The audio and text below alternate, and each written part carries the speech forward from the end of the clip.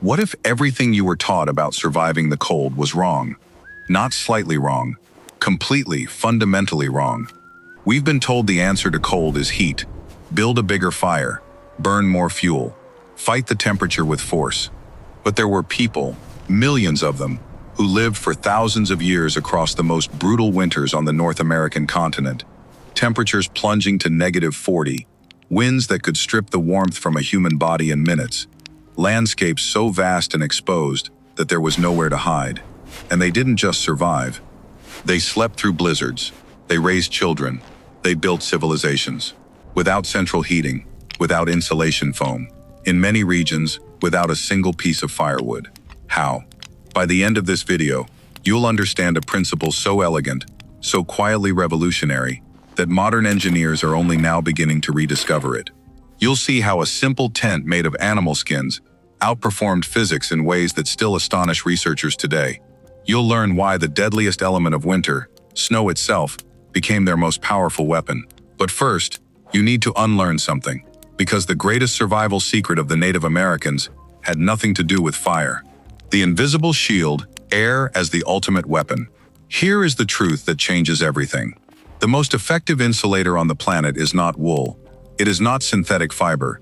It is not the most expensive material money can buy. It is still air. Air that cannot move. Air that is trapped, held in place, locked between fibers and layers and hollow stems. Air that forms an invisible wall between a living body and the killing cold outside. Indigenous peoples across North America understood this intuitively, not through equations or laboratories, but through generations of observation, failure, and refinement. What they built was, in essence, a technology of stillness. They harvested cattail fluff from riverbanks and lakeshores, a material so light it barely exists, yet with insulating properties that rival modern synthetic fills. They stuffed it into winter footwear, into clothing linings, creating warmth that weighed almost nothing. They packed dry grass and hollow-stemmed reeds between layers of clothing and into wall cavities. Each hollow stem, according to botanical studies of these plant species, traps a column of air inside its structure, microscopic, invisible, but collectively powerful enough to stand between a human body and death.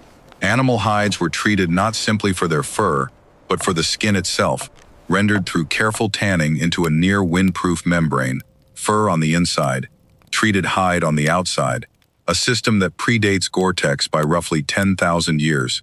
And snow, the very symbol of winter's hostility, was understood to be approximately 90% air by volume when freshly fallen, which means freshly fallen snow is, physically speaking, more air than it is ice. They piled it deliberately around the base of their shelters. They let winter insulate them from itself. Modern NASA thermal engineers use layered air gap systems in spacecraft insulation. The underlying principle is identical. They didn't invent technology. They read nature's instruction manual, and they read it with extraordinary precision. But knowing the materials is only half the answer. The other half is architecture. And nowhere was that architecture more brilliantly expressed than in a structure so simple it looks, at first glance, like it shouldn't work at all. A thermal machine disguised as a tent. A cone of wooden poles and animal skin, standing alone on an open plain in a blizzard. At first glance, it looks fragile, temporary, almost naive in its simplicity. It is none of those things. The conical shape was not chosen for aesthetics. It was chosen because a cone is one of the most aerodynamically stable forms in nature. Hurricane-force winds don't press against it. They flow around it, deflected upward and away. The slight backward lean of the structure pressed the entire frame downward into the ground. With increasing force, the harder the wind blew. The storm itself became the anchor. The frame required between 15 and 20 straight pine poles, typically 5 to 7 meters in length. Raising this frame was a practiced art. 3 or 4 primary poles were lashed together first, then the remaining poles laid into the fork in a precise sequence that created a self-reinforcing spiral of tension. Archaeological and ethnographic records document that an experienced family could assemble a full teepee in under an hour. In a plains winter, that speed was not convenience, it was survival. The outer covering required between 12 and 20 bison hides, carefully sewn together by hand. A completed cover could weigh over 100 kilograms. Properly tanned, it became effectively waterproof and nearly windproof, critical on exposed plains where wind chill could be more lethal than raw temperature. But the true genius was hidden inside. A second, lighter skin lining was attached to the interior of the poles, hanging approximately half a meter above the ground. This created an air gap between the outer wall and the living space, functioning on the same thermodynamic principle as a modern double-glazed window or a thermos flask. Cold air seeping under the outer edge of the covering didn't rush into the living space as a killing draft. Instead, it rose smoothly upward through that gap, mixed with warm air from the central hearth, and created a continuous, self-regulating convection current that fed the fire with fresh oxygen while pushing smoke upward toward the ventilation opening at the apex. Two movable flaps, called ears, flanked that smoke hole. By adjusting their angle, a family could control airflow, regulate the fire's intensity, and protect against rain and snow, all from inside the structure, without opening any wall or door. The entrance faced east, always east. The prevailing winds across the Great Plains moved from the west. A east-facing door meant the wind never blew directly into the opening. The low, narrow doorway was sealed with a heavy skin curtain, often weighted at the base. Modern architects call this passive ventilation and thermal mass design. The Plains tribes called it home. Inside that teepee, during a blizzard that would kill an exposed person in under 30 minutes, a family slept warm. Children dreamed. Elders told stories. The storm raged at the walls and found nothing to grip. But what if one family wasn't enough? What if surviving winter required an entire community to become one single breathing, living, self-heating machine? The Longhouse. When a building becomes a living organism, move east. Leave the open plains behind. Enter the dense deciduous forests of the northeastern continent, where winters bring temperatures that archaeological climate records suggest regularly reach -30 degrees Celsius, and where the peoples of the Haudenosaunee, known historically as the Iroquois Confederacy, developed a completely different answer to the same question. Not a mobile cone, a permanent fortress. The Longhouse was an architectural achievement that deserves far more recognition than it receives. Structures ranged from 20 to 60 meters in length and 6 to 8 meters in width. The framework was constructed from young elm saplings, deliberately selected for flexibility, bent into regular arches and lashed together, creating a vaulted tunnel shape that distributed snow load across the entire curved surface rather than concentrating it at any single point. Ethnographic records and archaeological reconstructions suggest these structures could stand in place for decades. The outer shell was large sheets of elm or ash bark, laid overlapping like roof tiles, waterproof, insulating, and available in abundance from the surrounding forest at no cost beyond labor. Now consider what happened inside. Up to 20 related family units. Estimates from historical records suggest populations of 50 to 100 individuals lived within a single longhouse simultaneously. And here is where biology became engineering. A resting human body generates approximately 80 to 100 watts of heat through metabolism alone. 100 people, breathing, sleeping, moving, cooking. That is potentially 8,000 to 10,000 watts of continuous biological heating, around the clock, requiring no fuel whatsoever. The people themselves were the furnace. No modern apartment building has ever been designed with this principle more elegantly in mind. Along the central corridor, multiple hearths were positioned at intervals. Historical accounts and archaeological evidence from sites such as those documented in the Mohawk Valley indicate typically between 3 and 6 fire stations per structure, each shared between 2 family units on opposite sides. The distributed system meant no cold spots, no single point of failure. If one fire died, the warmth of the others and the people themselves maintained the baseline temperature. Family compartments lined both sides of the central corridor. Each section contained 2 levels, a lower area for daytime activity, and raised sleeping platforms approximately 1 meter above the floor. This vertical division was not about space saving alone. It was thermodynamics. Warm air rises. The coldest, densest air settled at floor level. Those sleeping platforms placed every person in the warmest zone of the building, every single night. Each additional meter of height above the floor represented measurable degrees of temperature difference. The entrances were vestibules, deliberately complex, deliberately indirect. Cold air entering the door could not travel in a straight line into the living space. It stalled in the buffer zone, lost its momentum, and was absorbed. The vestibule was a thermal trap. Winter walked in and couldn't find its way through. Food stores, dried corn, beans, smoked meat, firewood, were kept inside the structure itself, in end vestibules and on high shelves. Tons of stored material served as additional thermal mass, absorbing heat during the day and releasing it slowly through the night, stabilizing temperature against sudden drops. The longhouse didn't just keep people warm, it kept people together. And in a world where isolation in winter could be a death sentence, that may have been its most important function of all. Now, what happens when you have to leave that warmth behind and walk out into the storm? The layering system that predates Gore-Tex by 10,000 years. You can build the most perfect shelter in history, but the moment you step outside, you carry your survival on your body. And what they wore was not clothing. It was a portable climate system, engineered without factories, without synthetic materials, without a single written equation. Built entirely from observation, from failure, from the accumulated wisdom of people who could not afford to get it wrong. The foundation of that system was a principle so simple that modern outdoor apparel companies have built billion-dollar industries around rediscovering it. Layering. Not one thick garment. Never one thick garment. Multiple thinner layers, each performing a specific function, each trapping its own column of still air between itself and the layer above. The innermost layer sat directly against skin. Thin, soft, brain-tanned deer, or antelope hide, worked until it reached a consistency closer to fabric than leather. This layer served a function that modern base layer technology still prioritizes above everything else: moisture management. Wet skin loses heat up to 25 times faster than dry skin. That single fact, understood intuitively through generations of cold weather experience, shaped the entire clothing system from the inside out. The middle layer, shirts, leggings, fitted garments, was cut deliberately loose, not for comfort, for the air gap. A garment that moves freely around the body creates a layer of warmed air between fabric and skin that moves with the person, maintaining its insulating effect even during physical activity. The outer layer was where the engineering became remarkable. Large robes and capes sewn from whole bison hides, fur facing inward, smooth treated leather facing out.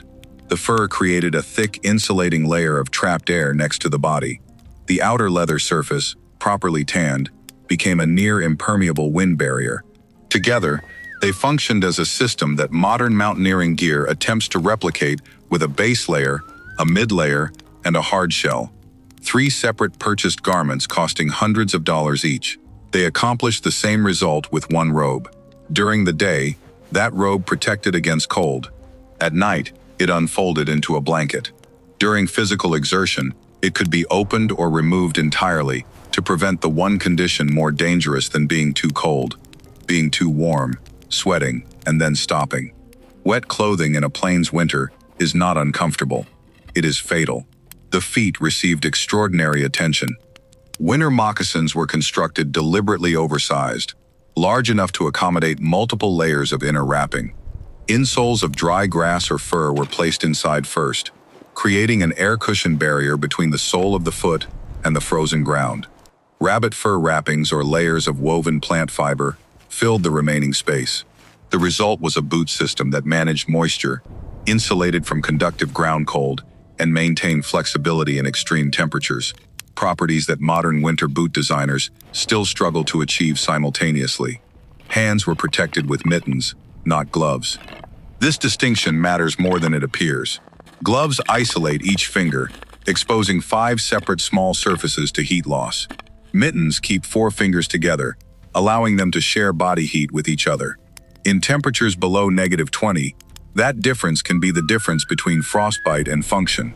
Head coverings, beaver, otter, thick-furred animals, were fitted with ear flaps that could be lowered against wind. When conditions became extreme, the hood of the outer robe was pulled over the hat entirely, creating a layered system around the most critical heat loss point on the human body. The entire system was dynamic, adaptable, and reversible. Add a layer when resting, remove one when working hard. Open the robe when the body generates excess heat. Close it when the wind picks up. REI charges $400 for a 3-layer system that attempts to replicate this. The people of the plains built a better one from materials that were literally walking past their camps. But even the warmest clothing requires fuel. The body is a furnace, and a furnace must be fed. And on the treeless Great Plains, finding that fuel presented what may have been the single most creative problem-solving challenge in the entire history of cold weather survival. Black gold of the plains, the fuel nobody expected. Stand on the Great Plains in winter and look in every direction. No trees, no forest, no woodpile waiting at the edge of a field. In vast stretches of the Central Plains, there was simply no conventional firewood, not for miles, not for dozens of miles. For tribes whose survival depended on fire for cooking, for warmth, for the processing of hides and food, this was not an inconvenience. It was an existential problem, and the solution was something that, to outside eyes, would have seemed impossible: bison dung. Dried, collected, stored in quantity, what historians and early frontier accounts refer to as buffalo chips or bison chips. The herds that moved across the plains in the 19th century alone numbered in the tens of millions according to historical estimates, though their precise pre-colonial populations remain a subject of ongoing scholarly debate. What is not debated is the scale of what they left behind, and what the plains tribes understood about it. Completely dried bison dung is a dense, fibrous mass, primarily composed of digested grass. It burns slowly, it burns evenly, and critically, according to accounts from early European travelers and settlers who adopted the practice themselves, it produces remarkably little smoke compared to green or unseasoned wood. That last quality was not incidental. Inside a teepee, heavy smoke was not merely unpleasant, it was dangerous. A fuel that burned clean was not a compromise, it was a requirement. Women were primarily responsible for collecting and storing chips, gathering them into baskets and bags, leaving them to dry thoroughly in sun and wind before stacking them near the camp perimeter, sometimes covered with skins to protect against moisture. A well-maintained supply could sustain a family through an entire winter season. Consider what this represents from an ecological perspective. The bison provided meat, it provided hide for shelter and clothing, it provided bone for tools, it provided sinew for thread.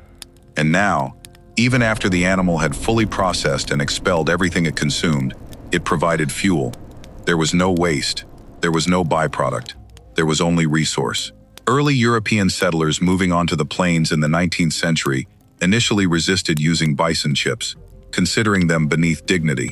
Within one winter, most had abandoned that position entirely. The fuel worked. It worked remarkably well, and the people who had been using it for generations had already perfected every aspect of its collection, storage, and use. Where others saw nothing, they saw a power grid that refueled itself with every passing herd. They had warmth, they had shelter, they had clothing that moved with them like a second skin. But winter doesn't negotiate. It doesn't respect preparation. It attacks in the dark, in the silence, in the hours between midnight and dawn, when the fire has burned low and the temperature inside a shelter drops toward its nightly minimum. The final defense against the cold happened not in the engineering of walls or the selection of fuel, but in the design of sleep itself. Engineering sleep in a killing cold.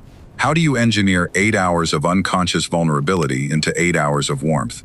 How do you sleep through a blizzard and wake up alive?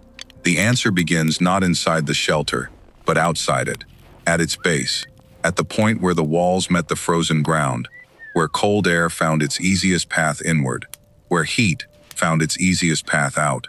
Before the first heavy snowfall of the season, the inhabitants of plains camps and northeastern villages performed a ritual that looked, to outside observers, almost absurdly simple. They piled things against the base of their walls: earth, turf, stones, anything dense and heavy that lay nearby.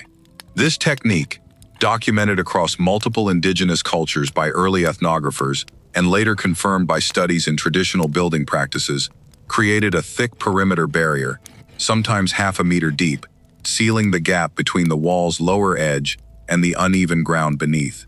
It blocked the infiltration of wind-driven cold air at its source. It slowed the freezing of the soil directly under the structure, keeping the earth beneath the floor several degrees warmer than it would otherwise have been. A warm floor. In a world without underfloor heating, a warm floor was not a luxury. It was the difference between a livable space and a space that slowly stole heat from every person sitting or sleeping inside it. Then winter arrived and completed the work for them. Snow accumulated against those earthen banks naturally, driven by wind, building upward along the walls. And here is where understanding physics became a survival skill. Freshly fallen, loosely packed snow contains approximately 90 to 95% air by volume, a figure consistent with measurements of natural snowpack density across cold climate regions. That means fresh snow is, structurally, almost entirely the same material as the cattail fluff and hollow grass stems discussed earlier.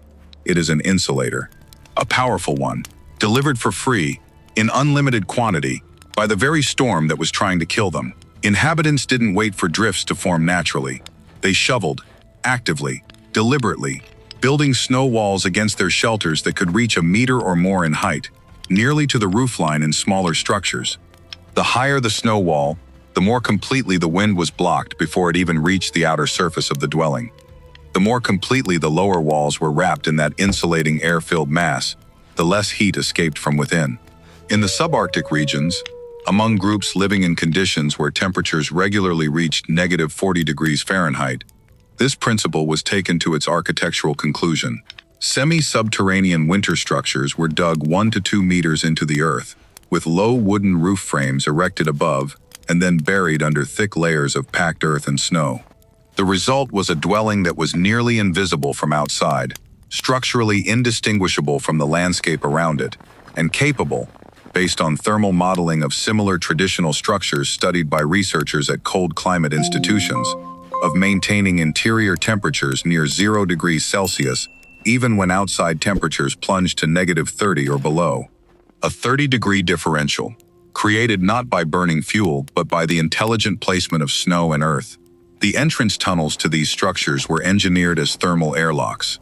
A long, low corridor, sometimes several meters in length, constructed from branches and stretched skins, and then buried under snow, forced anyone entering to travel through a passage where the temperature dropped gradually rather than abruptly. Cold air entering the tunnel lost its momentum, its buoyancy, its ability to push forward into the warm interior. It pooled in the tunnel and stayed there. Winter walked in and couldn't find its way through.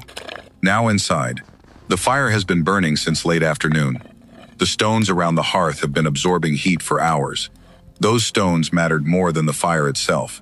Smooth river stones, selected for density and heat retention, were placed directly in or beside the fire during the day. By evening, they had absorbed significant thermal energy.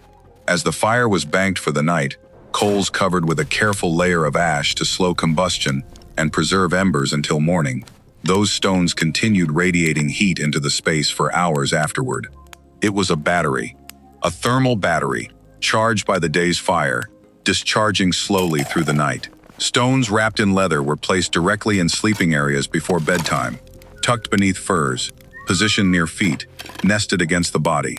Historical accounts from multiple cultural contexts describe this practice, and the physics is straightforward. A dense stone with high specific heat capacity releases energy slowly and steadily over many hours, maintaining warmth long after an open flame would have died. They were, in every functional sense, hot water bottles. Made of river rock, predating the rubber version by millennia. The sleeping surface itself was an engineering project. First, a foundation layer of spruce branches or dry grass, springy, aromatic, creating an air gap between the body and the cold ground or platform surface. On top of that, thick, coarse hides, bison, bear, with the fur facing upward, serving as a mattress that insulated from below while cushioning the body above. Then softer hides, deer, elk, as the direct sleeping surface. And finally, the blanket layer, large robes of bison hide, beaver pelts, rabbit fur blankets constructed by sewing dozens of pelts together in spiral cuts that maximize surface area. Each layer performed a different function. Together, they created a microclimate, a pocket of still, warm air wrapped completely around a sleeping body. People slept in their everyday clothing, removing only outer robes which became additional blankets. Family members slept pressed together, sharing body heat, a practice that required no technology, no materials, no engineering, only the oldest human instinct of all. Outside, the blizzard raged at walls that had been packed with snow and sealed with earth. Inside, a child slept pressed against her grandmother, warm as a summer afternoon, while the thermal stones slowly gave back the heat they had been storing all day. Night was not the enemy. Night was when they rested, dreamed, and quietly prepared to live another day. But perhaps the most powerful survival tool of all wasn't made of skin, or stone, or snow, or fire. It wasn't something you could hold in your hands or pile against a wall. It was something far less visible, and far more difficult to lose once you understood what it actually was. Mind, community, and the philosophy of winter. Every technology we've discussed, the teepee, the longhouse, the layered clothing, the bison chips, the snow walls, all of it could be rendered useless by one thing. Not a storm, not a cold snap, not a sudden shortage of fuel. Something internal. Something human. Fear.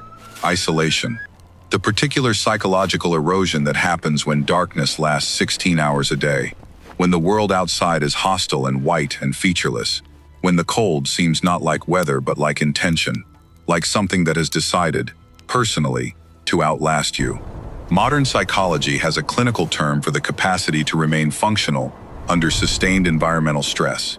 Stress inoculation, the ability to have been exposed to difficulty gradually, systematically, until the nervous system learns that difficulty is survivable, that it has an end, that it exists within a larger pattern that includes warmth and food and light returning. The indigenous peoples of North America didn't have that clinical term. They had something better. They had a culture built entirely around transforming winter from a threat into a season. Winter was not a pause in life. It was a different mode of life, one with its own rhythms, its own demands, its own particular gifts.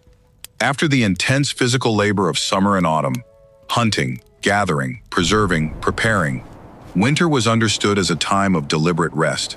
Long evenings inside warm shelters became the time for everything that the busy seasons crowded out: storytelling. The oral transmission of history, cosmology, practical knowledge, and moral instruction happened primarily in winter, when people were gathered together and the world outside enforced stillness. Across many indigenous cultures, certain stories were considered appropriate only for winter telling, a cultural framework that transformed the cold season into the sacred season of memory and meaning. Equipment was repaired, skills were practiced, relationships were deepened by proximity and shared experience in ways that the scattered, mobile activity of summer never allowed. The community itself was the infrastructure. If one family's food stores ran low, others shared. Not as charity, as system function. A community that allowed any of its members to weaken was a community that had introduced a vulnerability into its own survival network. Mutual aid was not generosity. It was engineering. Children learned through immersion. From early ages, young people were taught to read weather signs, to navigate in low visibility, to manage their own body temperature through movement and clothing adjustment, to recognize the early symptoms of cold injury in themselves and others. This knowledge was not written down. It lived in people, transferred through demonstration, through story, through the experience of having survived previous winters, alongside those who had survived many more. Each generation was, in a very real sense, the living library of everything the community needed to know. Consider what this means structurally. In a society without hospitals, without emergency services, without the ability to call for outside help, the failure of any individual represented a potential cascade, a loss of knowledge, of labor capacity, of the relationships that held the social fabric together. Keeping everyone alive and functional through winter was not altruism. It was the most rational possible allocation of collective resources. They survived because they understood something that industrial civilization has spent 2 centuries systematically unlearning. A human being is not a machine. We are not designed for isolation. We are not optimized for individual self-sufficiency. We are social animals, warm-blooded and deeply dependent on each other, who evolved in groups, and who function, physiologically, psychologically, neurologically, at our best when embedded in community. Modern research in social psychology consistently demonstrates that perceived social isolation is one of the most reliable predictors of poor health outcomes in cold climates. Loneliness, measurably, makes people colder. Connection, measurably, makes people warmer. They knew this. Not from research papers, from living it, generation after generation, in conditions that made the truth of it impossible to ignore. They didn't fight winter, they became worthy of it, by becoming, collectively, something larger and warmer and more resilient than any individual could ever be alone. What they left behind, the lesson that outlasted the cold. We began this video with a question. How did people survive the coldest winters on the North American continent? Without firewood, without insulation, without any of the technologies we consider essential to winter comfort, not for one season, but for thousands of years. The answer, as you now understand, was never a single invention. It was never one clever trick or one remarkable material. It was a system, a philosophy expressed in engineering, a worldview made physical, still air trapped in cattail fluff, a cone of poles and hide that redirected hurricane winds. A longhouse where 100 human bodies became a single collective furnace, clothing that breathed and sealed and adapted, fuel found where none appeared to exist, snow weaponized against itself, stone batteries discharging heat through the night. And underneath all of it, a community that understood, at a level deeper than language, that survival was not a solo performance. It was always a chorus. What we are only beginning to call sustainable design, passive architecture, thermal mass engineering, community resilience, they called it living. They practiced it with a precision and a completeness that we are still, honestly, struggling to match. The passive house movement in contemporary architecture is rediscovering the air gap insulation principle. Wilderness survival programs teach layering systems derived directly from indigenous cold weather clothing traditions. Community resilience researchers study the social structures of traditional peoples to understand how human groups maintain cohesion and function under sustained environmental stress. We are not learning new things, we are remembering old ones. And perhaps that is the most important realization this history offers us. Not that ancient peoples were primitive and somehow managed despite their limitations, but that they were sophisticated in ways we abandoned, and that the path forward may require us to look carefully backward. They didn't conquer winter. They became worthy of it, and in doing so, they left behind something more durable than any building, more insulating than any material, more warming than any fire. They left behind the knowledge that human beings, when they choose to face difficulty together rather than alone, are capable of surviving anything. If this history moved you, if something in these survival principles resonates with the way you want to live, or the questions you're asking about the world, leave it in the comments below. The most interesting conversations on this channel happen there. And if you're not yet subscribed, the next chapter of this series goes deeper, into the Norse, into the Vikings who built an entire civilization on an island of ice and called it home, into the architecture of survival at the edge of the habitable world. That story is waiting, and it is extraordinary.